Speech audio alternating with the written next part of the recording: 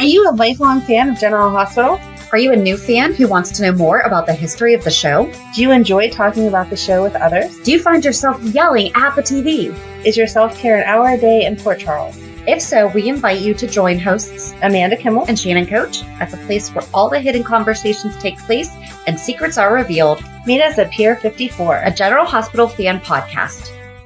Hello! Hi! Welcome to the Port Charles 411. Today is Bobbie Part 10, the entire year of 1999.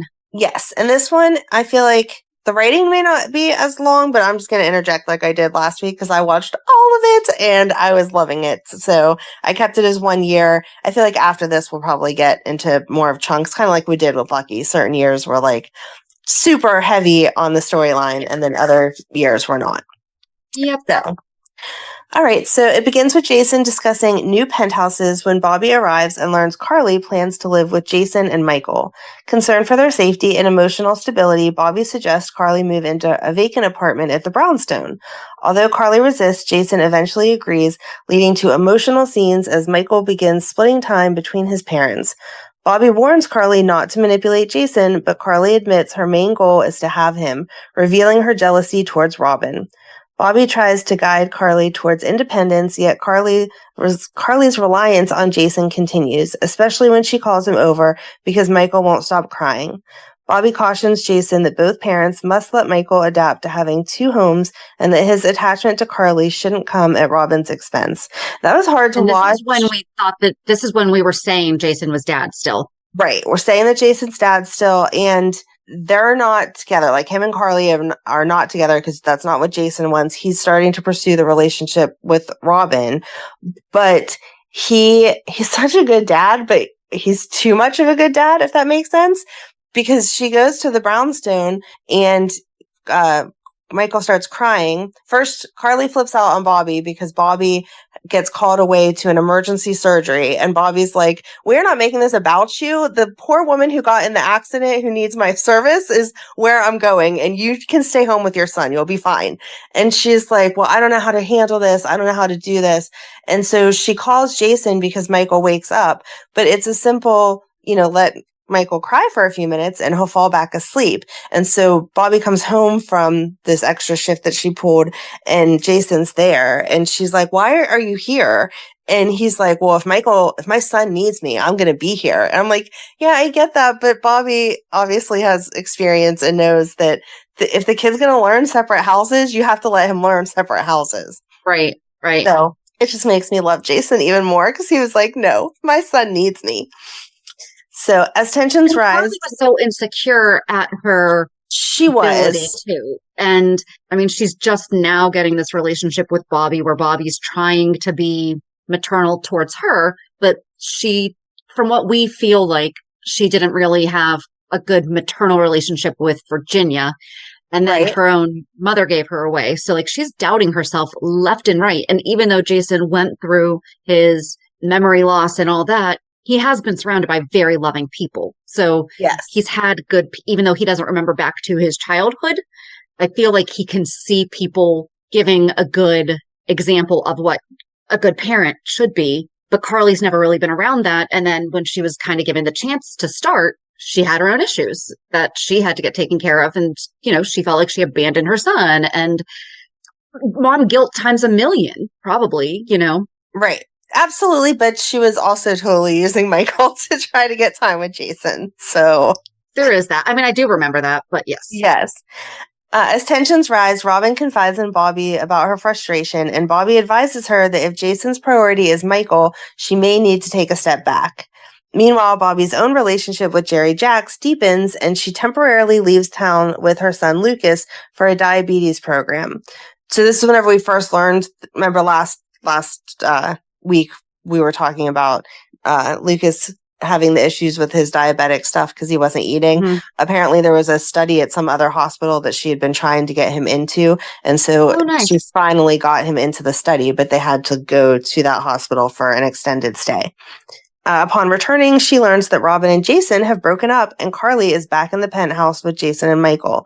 Bobbie realizes Carly's schemes have destroyed Robin's relationship and confronts her daughter, accusing her of using Michael to manipulate Jason. Carly confesses that AJ is Michael's biological father, shocking Bobbie, who wrestles with her disappointment and guilt as a mother. Confiding in Jerry, Bobbie recounts her own painful past involving Lucas's adoption and relates it to Michael's situation, concluding that Jason is the true father figure despite biology. And she really goes off on Carly for this because she goes over to the penthouse and is like, okay, so I know I was gone, but like what happened? Because when I left, he was with Robin and now you're suddenly back here. And she says, oh, it's totally Robin's fault. She told information that she didn't need to tell and got it so that Michael might be taken away from Jason. And Bobbie still thinks that Jason is the dad. And so he's like, what could she have possibly said? And then it turns out that Jason had confided in Robin that AJ was actually the biological dad and that Robin went ahead and told AJ that. Yeah, she did. Yeah, she did. Bobbie later appeals to Monica, urging her to prioritize Michael's emotional well-being over bloodlines, using both of their experiences with non-biological motherhood as examples.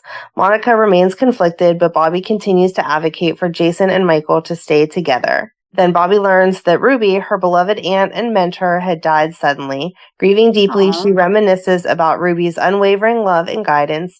Jason comforts her, offering help with arrangements, and Bobbie reflects on the stability Ruby represented in all of their lives.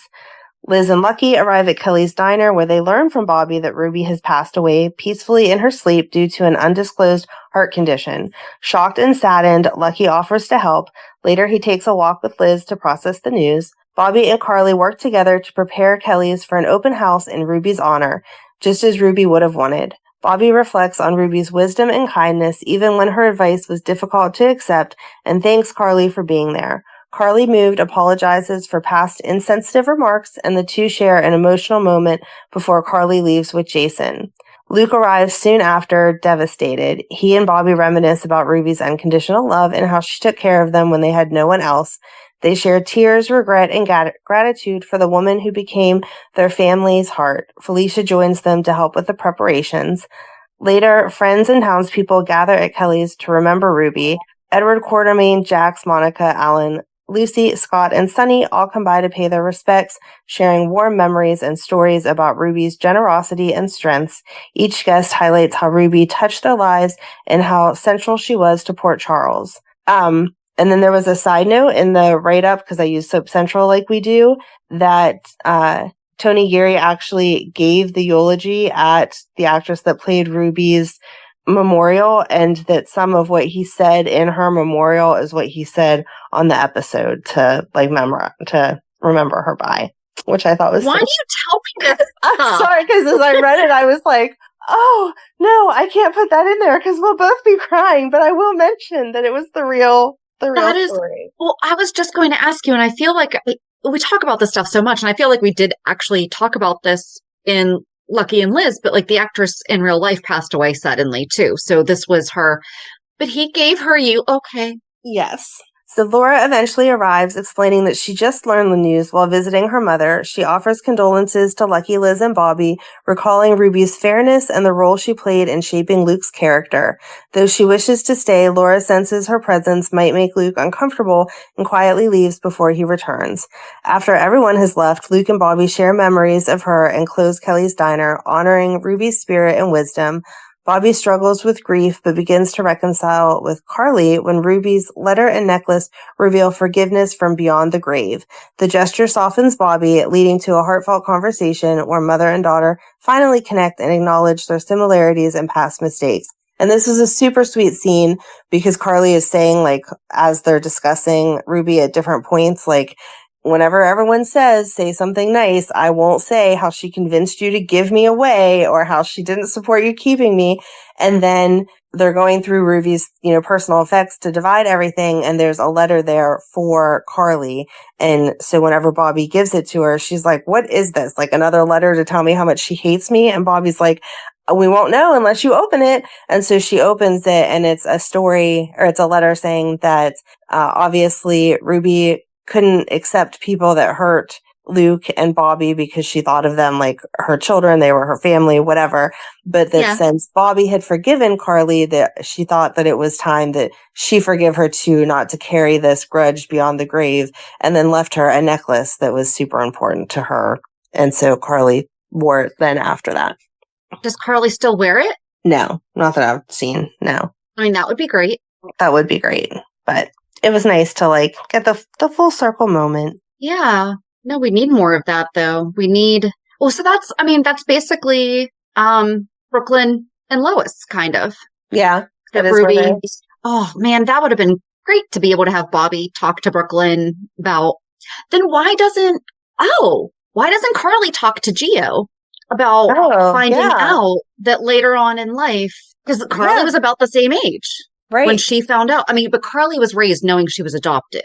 True. But whenever she found out who her actual mom or her birth mother was, like there is a big difference there. But I mean, obviously knowing about it and not knowing about it would be a huge difference. But just once you meet the person, like processing through those feelings would be similar, I would think. Feeling like they abandoned you whenever that's not what happened. They were both young. Well, and finding out that there were outside people kind of pushing the mother to not keep the baby. Right. Instead of trying to find a way for them to. You know what I mean? Right. That is exactly why we have Carly. She found out that her mom didn't want her. And, and now we have Carly. The whole legacy of Carly, yes.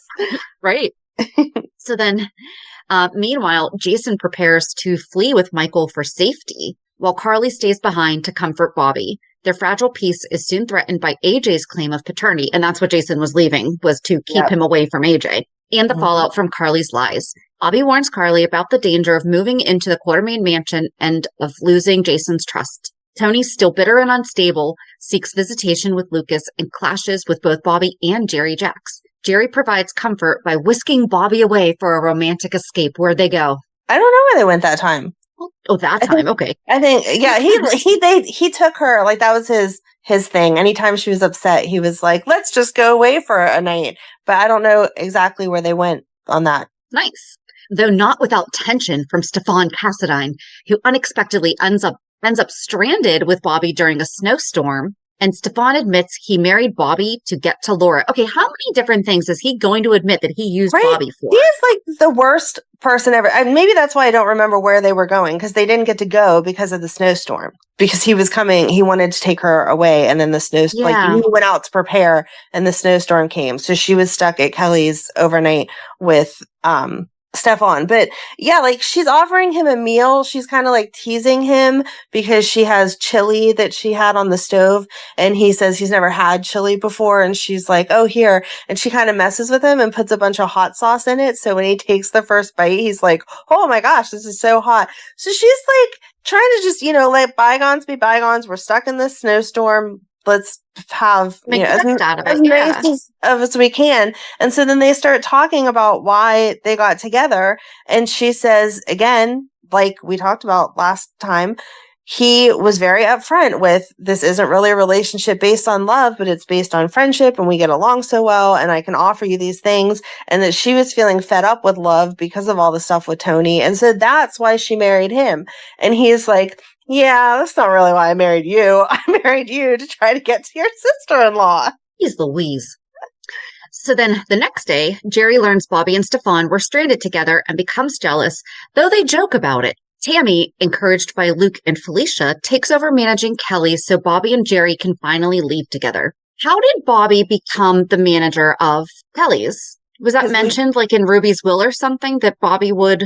Luke didn't want it, so I don't know if that was in the will that Ruby wanted, like Ruby was leaving it to them. I don't know.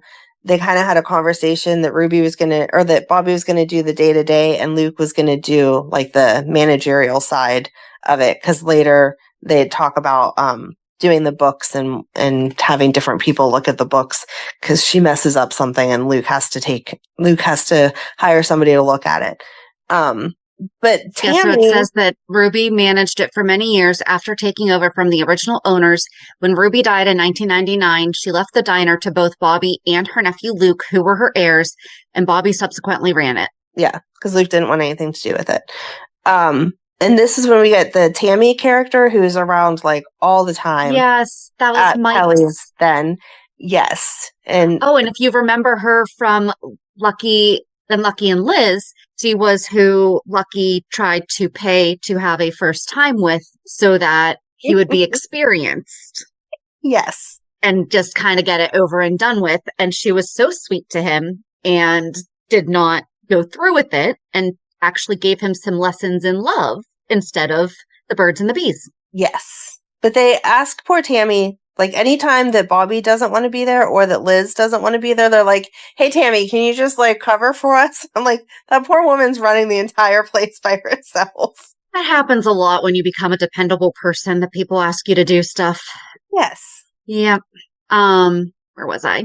Jason hides. Jason hides at Bobbie's brownstone with Michael, explaining Carly's lies about him kidnapping their son. We just have to do an entire 411 about Jason and Michael being, he talked to him like an adult, like a little, and I mean, I would talk to my kids that way too, but not have full blown conversations where it's, by the way, I didn't steal you, and your mom's just lying, even though, my brother's her dad, I'm here for you and all that stuff. And meanwhile, reading him books about monkeys. Right? Yeah. He was really the best dad ever. Yeah. Bobbie confronts Jason about defending Carly, but ultimately supports him and urges him to hire Alexis as his lawyer despite her past with Tony. Alexis's past with Tony? Was Alexis who was representing Tony? Yeah. Okay. Oh, we didn't do Alexis yet. Mm-mm. We could just do her cases and then fill in her personal stuff. Like, I feel like sometimes that's going to have to be how we do some of these characters, is we have to do their storylines, like stuff like that. Right. Anyway, Alexis agrees to help Jason seek visitation, warning him that the court favors biological parents. Jason accepts her help after she promises to make amends for past mistakes. Bobbie confides in Felicia about her conflict between loyalty to her daughter Carly and knowing Jason is the better parent for Michael. She admits that Carly's lies have made it impossible to fully defend her, though she still feels maternal guilt. Later, when Jason, Carly, and AJ's custody battle heats up, Bobbie witnesses the emotional tension and continues to back Jason quietly. Bobbie and Laura share a deep conversation about Laura's separation from Luke and her complicated feelings for Stefan Cassadine. Bobbie challenges Laura's pattern of denial and warns her about Stefan's manipulative nature, though Laura insists he's been kind. Their conversation ends when Stefan arrives. And that's whenever Laura was kind of needing a break from everything because her and Luke weren't getting back together. And so Stefan moved her out into some house in the country and was like, whatever she needs, because she was his one love. And Bobbie's like, no, stop. He's gross. Right. As Michael's custody case worsens, Bobbie comforts Jason and tells him that court ruling or not, he'll always be Michael's father. Later, she overhears Carly blaming her for not lying on her behalf, leading to another heated mother-daughter confrontation. So she didn't lie on the stand to her or for her? Nope. Jason diffuses their argument for Michael's sake. To be fair, though, if she was supporting Jason, though, so at least it was still in Carly's favor. It's not like she was saying, AJ is the dad, he should, or the biological father, he should get custody. Like, she was supporting AJ also not having custody. She was, but that was what Carly's issue was Carly was moving into the Quartermains to pretend like her and AJ were together, and her and AJ end up engaged, and it talks about a smidge of them Bobbie planning the bridal shower for Carly. And so AJ had come to her and been like, look, I can take full custody because you lied to everyone, or we can be together and fight Jason and we'll win because we're the biological parents. And that's ultimately what happened. But Carly wanted Bobbie to say, like you just said, oh, he deserves to be with his mom. And she was like, no, Jason's the only parent that he's ever really known. Yeah, that's a tricky situation there. Jason diffuses their argument for Michael's sake because he always puts the kids first. Yep. He really does, even though it looks like he's kept back from them when it's been dangerous too. So Luke and Bobbie finalize paperwork for Kelly's diner and discuss Laura's situation and Luke's ongoing feud with the Cassadines. Tension rises when Luke warns Jerry about dealings with Stefan. Despite secrets between them, Bobbie and Jerry reaffirm their trust and share an intimate moment. And this is where she was just like stupid. I'm sorry, but Luke's telling her, listen, this guy's not good news. We've already gone through this once because she heard from him that he was working for Stefan.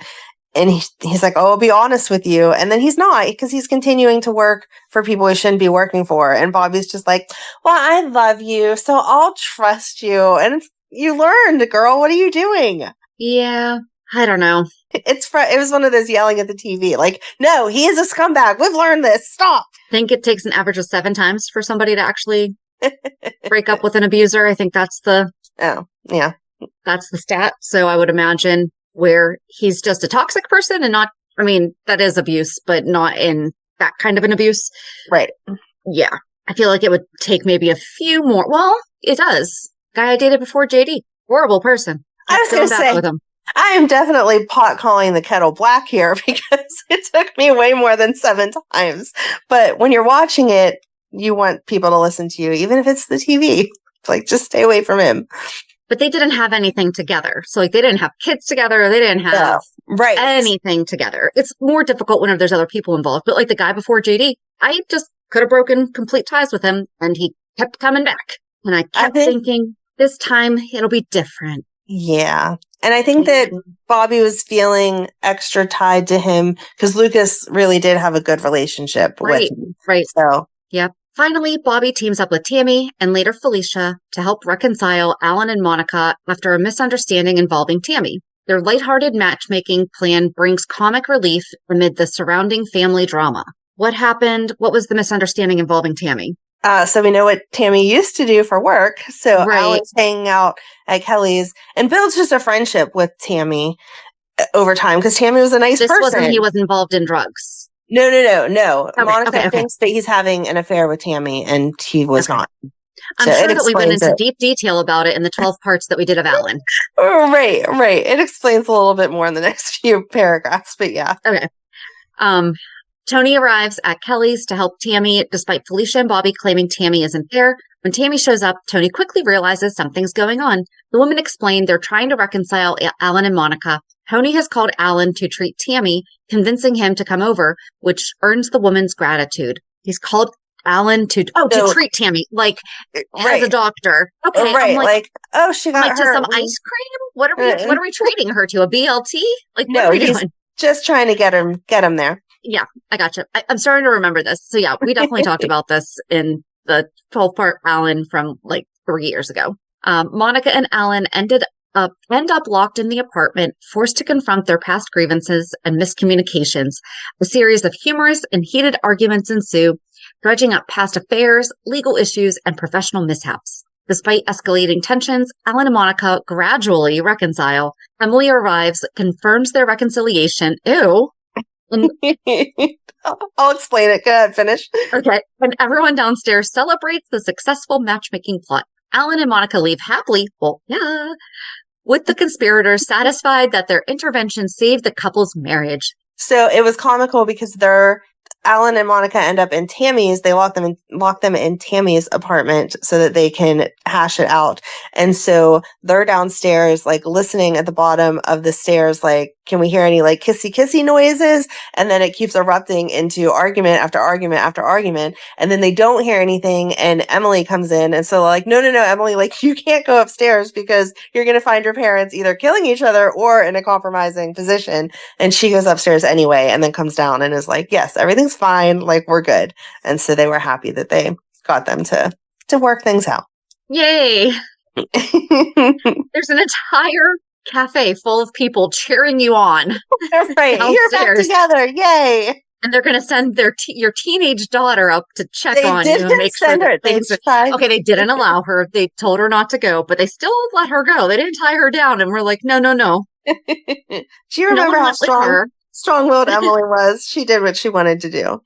At Jerry's apartment, he informs Bobbie that he must leave to find Jax and Alexis. He reassures her he will be careful and leaves Lucas behind to stay with Bobbie, emphasizing his role in taking care of her. Because Lucas wanted to go with him. He was like, I can help. Take me with you. And he's like, no, be here and take care of your mom. Yes. Okay, that's sweet. I don't like when people are like, you have to be the man of the house. You're 5.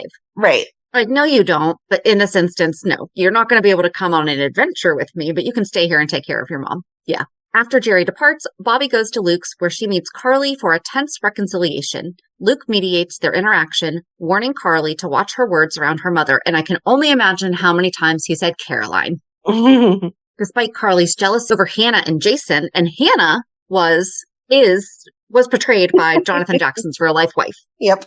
Bobbie attempts to steer the conversation towards understanding and reconciliation, ultimately calling out Carly's motives and forcing her to confront her own actions. Meanwhile, tragedy strikes as the fire engulfs Lucky's apartment. Firefighters arrive to find a body, and Liz and Bobbie rush to the scene in horror, believing that Lucky has died, with Bobbie and Luke questioning life, faith, and the role of angels in protecting their loved ones. A church service and reception are held in Lucky's honor, where Bobbie struggles with how to tell Lucas about his cousin's death.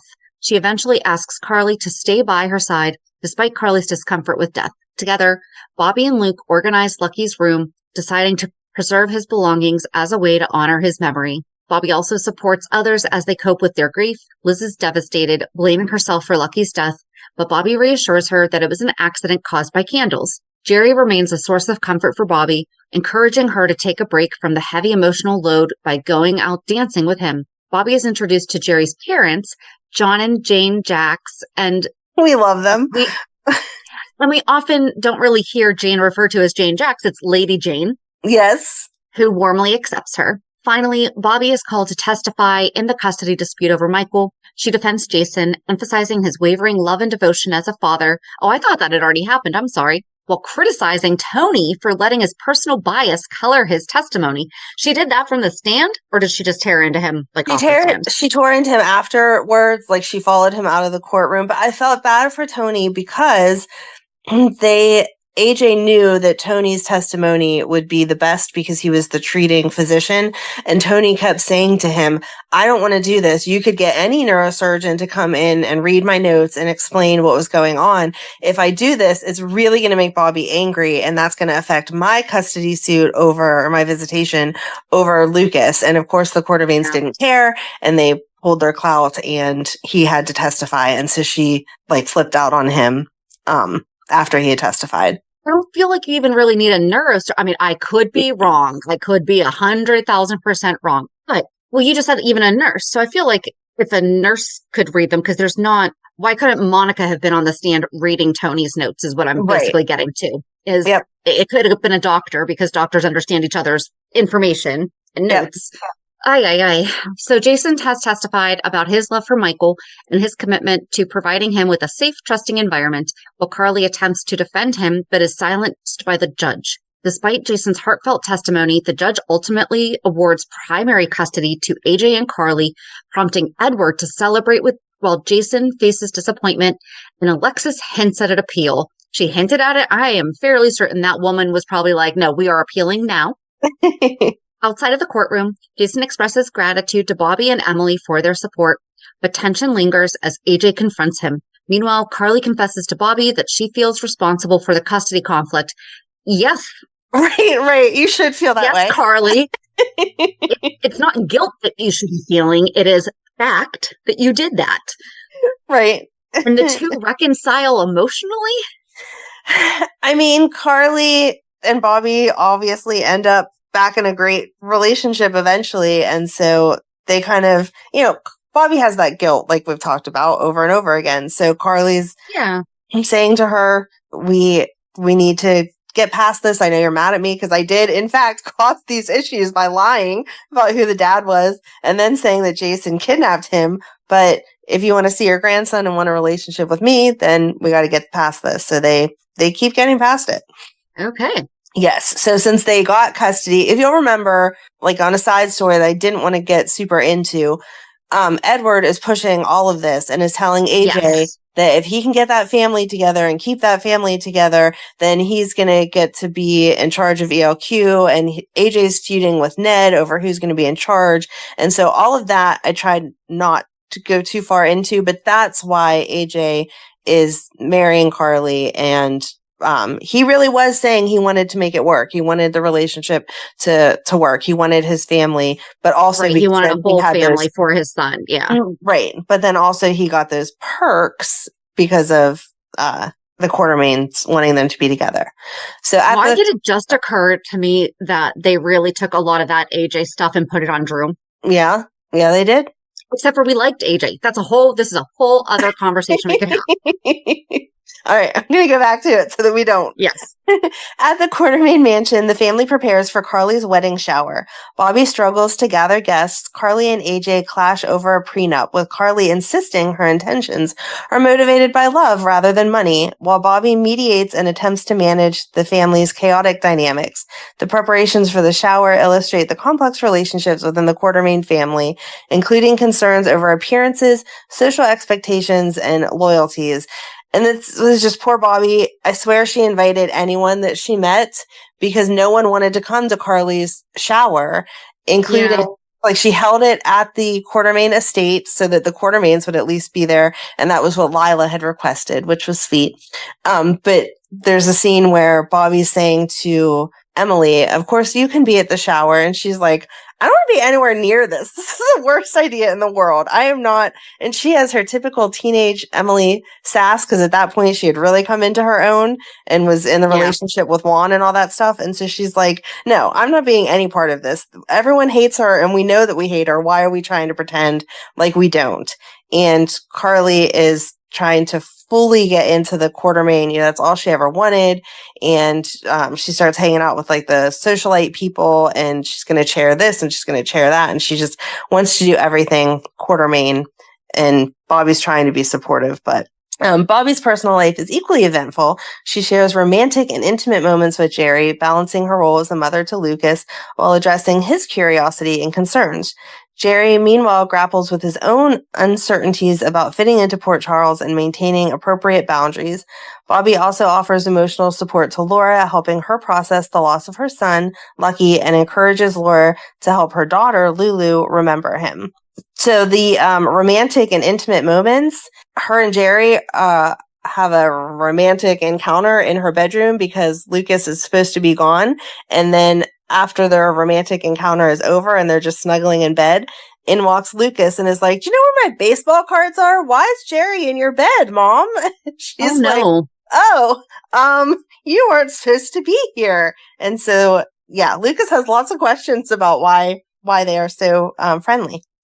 As the nurses' ball draws closer, Emily's moving video highlights HIV-positive teens and the dedication of the nurses, including Bobbie. However, backstage chaos ensues when a tape of Bobbie and Jerry's intimate encounter is accidentally played during the event, shocking attendees and causing Carly to attempt to rescue her mother from embarrassment. Despite the mishap, Bobbie remains composed, determined to face the situation with dignity. So Emily's interviewing everyone individually to put together this video, and she forgets her video camera in one of the conference rooms, and then Jerry comes to visit Bobbie at work and they get a little carried away in the conference room with it still rolling. And then the tape ended up going to Tony for him to approve, and they lucked out that when Tony went to watch it, he got called away for something, and so he didn't see the video, but he didn't want to hold up Emily editing it all together, so he just gives it back to Emily. And then Emily decides that she's not going to use that part of, like, she already has enough information. She's not going to use that, but she has the tape with her stuff. And so they have this beautiful, conversation about HIV and why they're all there for the nurses' ball and all that stuff. And then as they're trying to switch in between one act and the other, this video starts playing and everyone gets to see their very intimate encounter on the screen. So there were many ways that this should have not happened, because my first thought was, and she didn't edit this? Yeah, that is why it did not get edited. And Bobbie was outside talking to Jerry when this was aired. So she walks back into the nurses' ball ready to perform. No. And Carly's like, okay, we're going to leave now. Jerry, you need to go away. And how do we get out of here without walking back through the ballroom? And Bobbie, without missing a beat, was like, everybody in there is my friends and family. I'm going to have to face them eventually. So no, I'm going to go do what I need to do for the nurses' ball, and gets right back out there. So with a lively performance of Jump, Jive, and Wail featuring Tony, Mac, Bobbie, Felicia, Mike, Eve, and others. Tony sings lead while Bobbie impresses everyone with flips and cartwheels, and Felicia adds more acrobatics. Afterwards, Felicia discovers Mac, Kevin, and Taggart making a playful poll about whether Lucy will remain dressed for the rest of the event. Bobbie and Jerry discuss the controversial video incident and agree they have no regrets, with Jerry even requesting a personal copy. Laura visits Bobbie briefly, giving her an update on life, and Amy shows Bobbie her society page featuring her and Jerry's exploits. Tony confronts Bobbie about the recent rumors. So this was nice. This is the Tony we remember that we all are like, wait, he was such a jerk. Why are we not remembering this? So Lucas has had dinner with Tony at some point in time and mentioned to him how when he went to look for his baseball cards, Jerry was in mommy's bed. And then he sees the paper. Tony sees the paper talking about how this video is being played at the nurse's ball and whatever. So he really could have been a big jerk to her because we all know that Jerry's not the best guy. And instead, he's not. He's like, whatever, I want you to be happy. I'm glad that you found someone that made you happy. I'm not going to try to use this against you in the custody stuff. I just want to be able to see my son. So, see, there's a reason. There's a reason we love him. But now it's more of a, was he actually trying to be nice, or was he like, oh shoot, she could probably get more stuff on me too. So now, like, if I can't use this because she'll just have more to use against me. No, he was actually becoming the nice guy that we love again. Okay. So he I'm jaded now. Yes, I know you are, but you can't be. You can't be because he was getting back to the good guy. So he reassures her that he will prove himself a good father without harming others. Like he doesn't need to use the bad stuff to show he's good. Carly convinces Jason to relinquish his parental rights to Michael, revealing the lengths she went to protect her family. Bobbie empathizes with Carly's difficult decision and begins to understand why she manipulated AJ to secure Michael's future. At the same time, Tony and Bobbie coordinate their efforts to maintain Lucas's connection to his father. And that's another way that I know that he was being sincere. Like she let him take him to his little league game without her accompanying them. And then whenever he brought her back, Lucas was upset because he messed up whatever the last play was. And Tony was the perfect dad comforting him the way that he should. So I love Tony. Okay. I love Tony. He was a good guy. And then this is just a side piece because that has your favorite person in it. I thought I would mention another major storyline revolves around Luke and the dangerous presence of Faison. At Kelly's, Bobbie and Felicia discuss Luke's need for space following personal tragedies. Faison is revealed to be secretly watching, creating tension as Mac confronts him. Bobbie worries about Luke handling the threat alone, but he reassures her that he can manage himself. Felicia expresses concern for both Luke and Mac, highlighting the constant risk posed by Faison's manipulators. And I don't want to get into that whole rabbit hole either, but this was that weird time that Felicia and Luke were hanging out together all the time. And when they were... But they weren't. They weren't then. I don't know if this was after, so they were trying to be friends, or if this was before they got inappropriate. But during this time, they really weren't inappropriate. We just didn't like their relationship. Yes. Because it's said, in the longer explanation of everything, that Felicia was invited to Carly's wedding, and she brought Luke as her date. And Carly was like, do I need to remind you guys that you're both involved with other people? Why are you here together? And this was when she was writing Lila's memoirs, though. And that's when she and Luke got together. So they were working which I didn't, that's a whole other thing we can get into.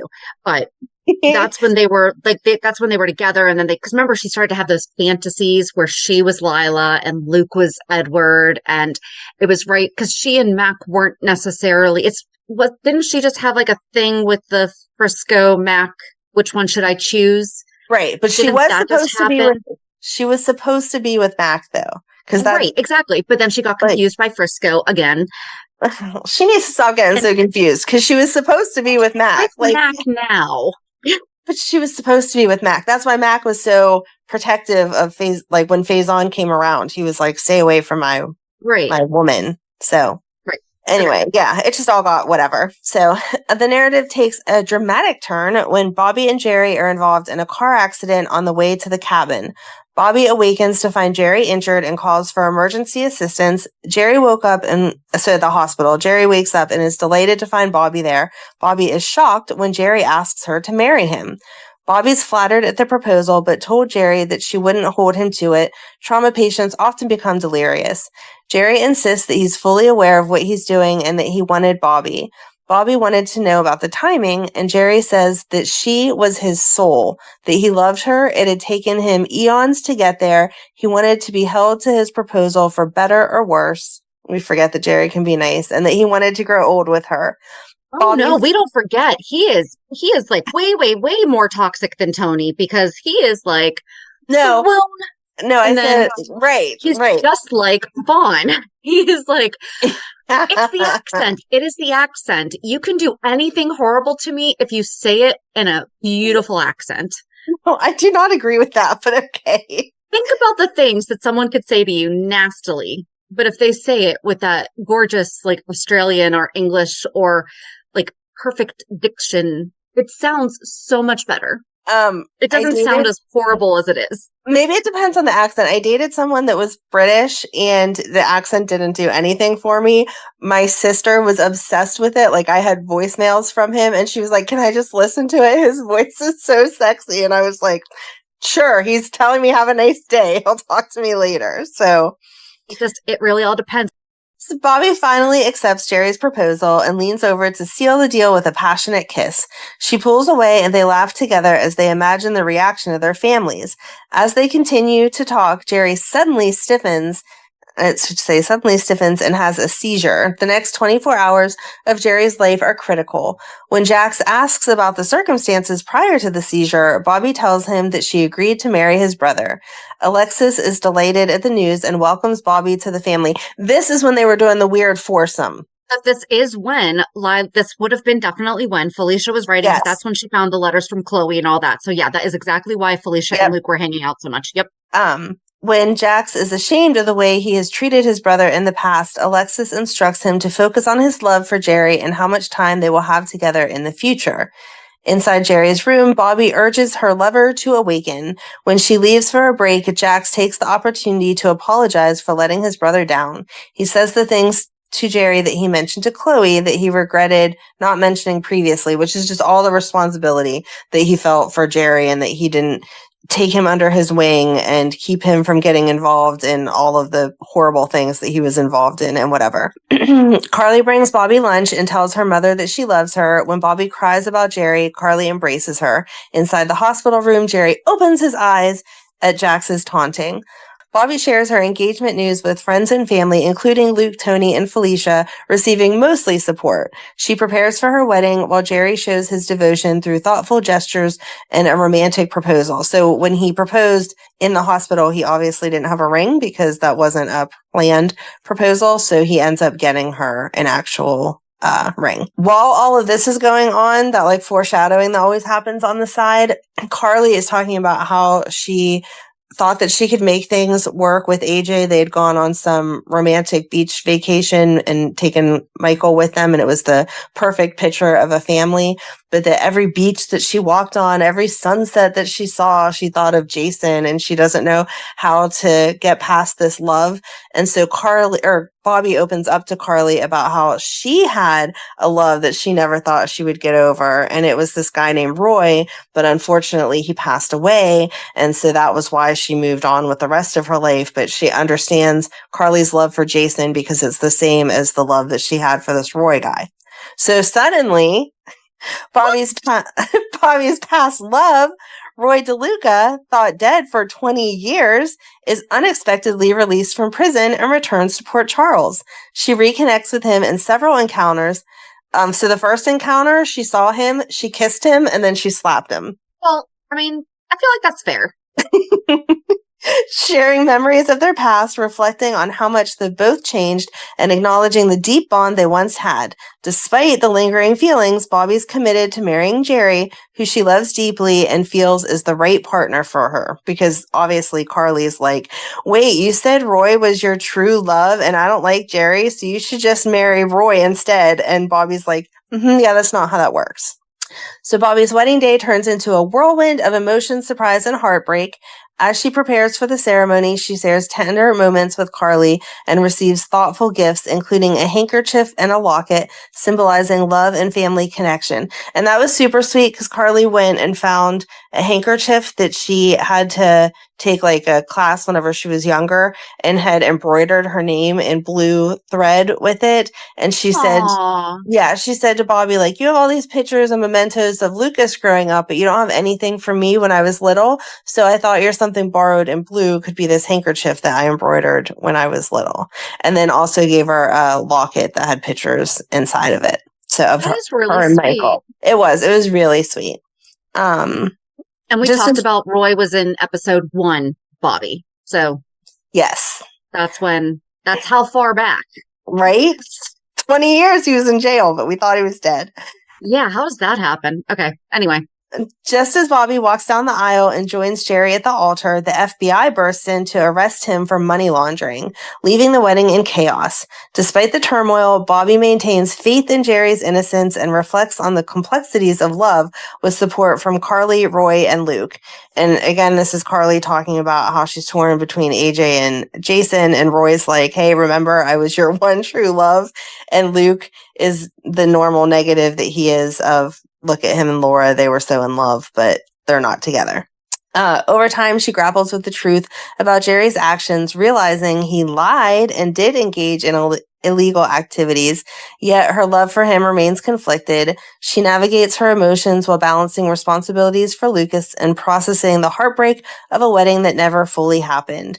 Amid the upheaval, she finds comfort and guidance from friends and family, including Roy. They're spending lots of time together because Roy is working for Jason and Sunny. And that's how Carly actually meets him, is he comes in to have Bobbie sign a delivery slip, and he's like, oh, I don't think that we met. And so Bobbie introduces them, and Carly's like, wait, you're the Roy? And goes to tell him, like, my mom told me how much she loves you and that you are the big love of her life. And Bobbie's like, okay, Roy, thanks for that delivery. Like, you're dismissed now. See you later. Right. Ultimately, Bobbie faces the challenges of reconciling love with honesty while learning to lean on her support system and begin rebuilding her life after the devastating interruption of her wedding. And she sees Jerry multiple times, and he's trying to tell her, like, they can work it out. Yes, he lied. He's sorry that he caused all this turmoil, but that he wants to be with her. Then Liz, what I know now, just about crime in general, I feel like money laundering is the one that you're just like, okay, I already know that you're into shady stuff. So if you're being arrested for money laundering, you need to believe that one. Yes. Like murder, maybe not so much. Like all this stuff, but like money laundering is pretty common. Right. Sorry, JD, if you're listening to this, but if like he were to be arrested for money laundering, I don't know if I'd be like, no, he's definitely innocent. Guys, I really don't think my husband is involved in money laundering. I'm the one who handles the finances, so I don't think it would work out. He better be helping you with those big purchases. Like, well, don't worry about the checkbook, babe. Here's a lump sum of money that I laundered, but you don't need to know that I laundered. Right now, I'm the one who handles the finances in the house, so I really, really, really, really, really don't think, but that's not one that I would be, oh, sure, you're working with my ex-husband who is into shady dealings. I'm going to believe that you're not involved in money laundering. No. Right. So all this also causes issues between Bobbie and Jason, because remember, she had been on Jason's side through everything with Michael, but she learns that Jason knew that Jerry was going to end up arrested for money laundering and didn't come and warn her. And so she's angry with him. Then Liz urgently seeks out Bobbie at General Hospital, explaining that Jason could be dying and pleading for Bobbie to help. Together they find Jason, and Bobbie begins tending to his gunshot wound while Liz promises Sonny she hasn't told anyone else. Despite Sonny's insistence that they not return to the boxcar, Liz and Bobbie stay to assist Jason. Later, Sonny arranges for Jason to go to a safe house, but as he prepares to leave, he and Bobbie share a quiet moment of reflection about their complicated past. Meanwhile, Jerry's situation becomes more dire as he faces prison, and Bobbie struggles with the emotional fallout from their broken engagement. Despite her deep feelings for him, Bobbie knows she must let him go. Jerry, too, contemplates their relationship and admits that Bobbie was the one person who truly loved him for who he was, not what he could offer. As their paths diverge, Bobbie finds herself reflecting on the men in her life, including Luke, who's in jail, and Jax, who tries to help Jerry but faces his own personal turmoil with Alexis and Chloe. In the end, Bobbie is left heartbroken, watching Jerry leave Port Charles, knowing despite their love that they shared, they must move in different directions. I'm trying to think if there is anything else that happened important there. Okay. And then at Ruby's, Carly quietly informs Bobbie that Jason has been shot and is upset to learn that Bobbie already knew and had seen him without mentioning it. Carly urges Bobbie to examine Jason, so they go to the studio where Jason reluctantly allows them in. Bobbie tends to his wound, but Jason is adamant about wanting Carly to leave. Their back and forth is interrupted when Liz arrives, demanding to know why Carly is there. Yeah, the only scenes from that was that Carly was like super angry because she's telling Bobbie, like, hush, hush, like, I don't want anyone to hear this because he got shot. And she's like, yeah, I know, I totally took care of him. Liz and I already went over this. It's fine. Right. And then we get into that week of Christmas that's all about that. So meanwhile, at the hospital, Bobbie and Tony share a moment, and Audrey expresses concern about Liz's involvement with Jason. And their moment was Tony, because again, he's back to being nice, is talking about how he misses being Santa Claus and getting to read the story to the kids. And so Bobbie goes and talks to whoever is in charge and then gets to bring the suit to Tony and is like, here, you get to be Santa Claus. So he runs off to change. And it's very, yes, see? Well, Have Yourself a Merry Little Christmas plays. The Quartermains share Christmas together.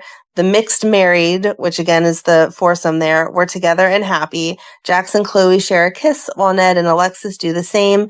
Emily and Juan share a kiss under the mistletoe. Bobbie was alone with a gift that Jerry had delivered to the hospital. She couldn't help but look a little sad as she ate her red licorice. Roy happens upon Hannah on the docks and gathers her up in a comforting hug. And the Roy storyline that I'm sure we've talked about at some point in time through all of the things that we've done is Roy's actually working for the FBI, and Hannah is his daughter that is part of the FBI also. I don't think we've talked about that. We wouldn't have yet because he just came back. And we've never talked about Hannah. If in somebody else's. No? Okay. I don't think so. Because we've never really done, unless Taggart was involved. But I still don't think that. No, I guess we haven't done Sunny because that would take forever. So we would have heard about it in Sunny because Sunny being involved with Hannah was, right. You know, the whole reason Hannah was in town. The only thing that I can think of how it would have happened would have been when we were doing Taggart, because he worked with Hannah and Hannah had the thing with Sunny. Yes.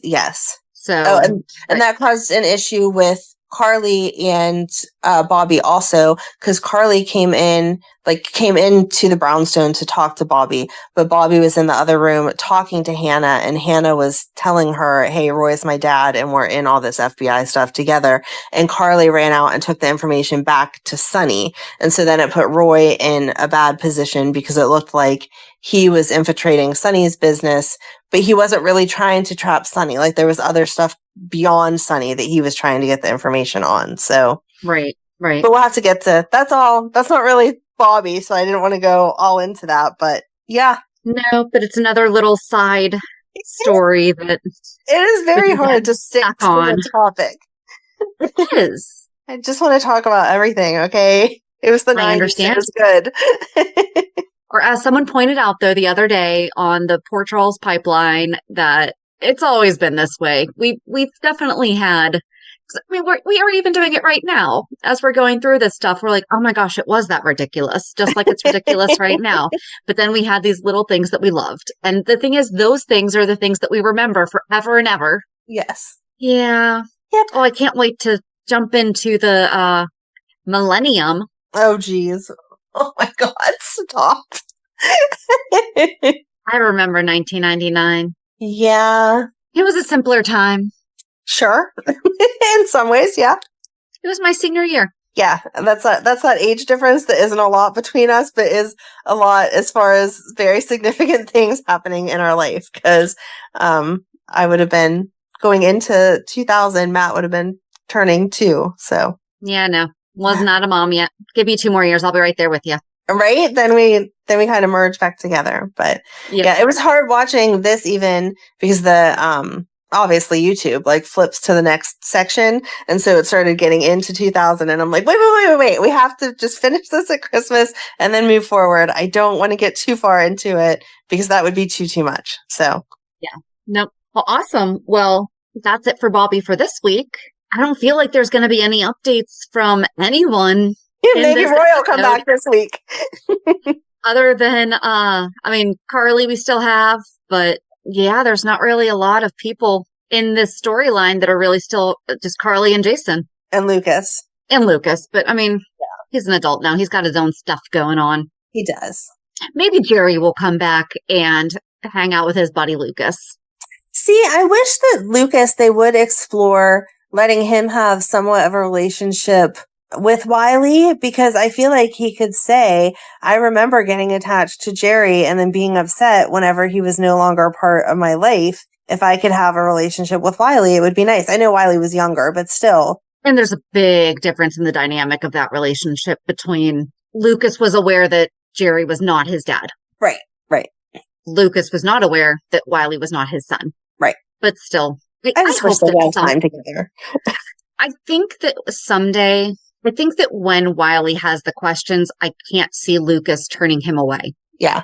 Even though it's going to hurt, I don't think he'll turn away. Okay. I will get off of that tangent. Again, I could talk about all these people we will forever, see on Monday. So. On Monday when we recap this week's episodes. Have a good weekend. And we'll meet you at the pier. Bye. Bye. If you enjoyed today's show, we invite you to go to peer54podcast.com to subscribe on your favorite platform. Don't forget to leave us a review. And you can also follow us on many social media channels. Just search for Peer54 Podcast. Also, we are not perfect, so if there is something that we missed or messed up, just let us know by emailing us at peer54podcast@gmail.com.